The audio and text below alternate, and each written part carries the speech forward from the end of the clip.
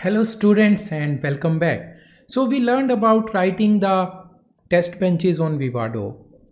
The same thing we are going to do on the online simulator, that is EDA Playground now. So in this video, we are going to talk about that how to write the test bench in the online simulator, what will be the simulation settings, and how to create an additional file which is called dump file. So let us get started. So test bench writing on EDA Playground is very similar to what we have learned. The process, the concept is exactly same. What we have to do in addition is that we need to select our simulator wisely with proper settings, and we need to mention one dump file also, which is required mainly for the waveform generation. So now let us go to EDA Playground and check the process. So here we are at the website. You should make sure that you have logged in. So please log in first and then start writing. This window is for writing the Verilog code, and this window is for writing the test bench. You can write something here which will be helpful for you to remember in future. That means, what is this code all about? So you can mention like this is half header, or this is a decoder, or whatever, right? So that is for your reference. On this side we are going to have the setting for our simulator. So let me first write the code and the test bench that we have learned in the previous video. So here we have our code for half adder, where I have A and B as inputs, S and C out are my output, and I am writing using case statement. These are the 4 case statements. This is the same test bench that we had written on Vivado. We are writing a module called test bench. A and B are registers, S and C are wires. I am calling the same name, HA_case here. Okay, this is very important. You have to take it as it is. Then I am writing this order as per these, right? And then initial, begin, end.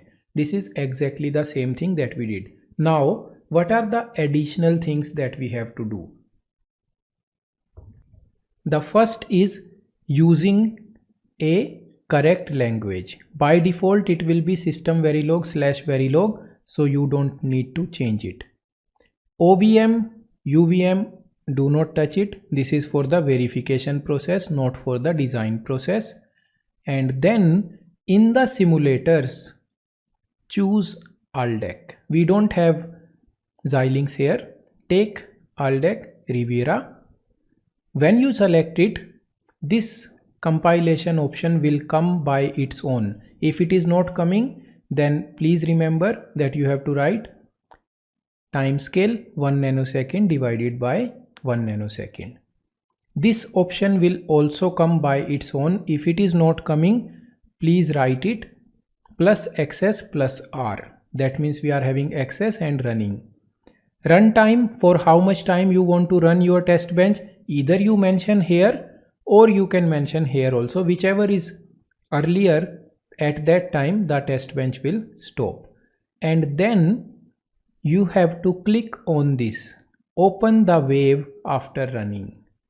If you don't click it, it will not open. So click this. Now we are going to save by clicking here, and we run it. Now you can see it has run. You can see here it is done. Nothing happened, no waveform whatsoever. So what is the issue? Now the issue is, in the online simulator, writing the test bench alone will not work. We have to also mention that the waveform file which is going to open, where is that file? And once you close it, we need to dump that. So we need to mention that. So additional lines are required. So here we say initial and begin and then we end, and in between we are going to write the dump file information.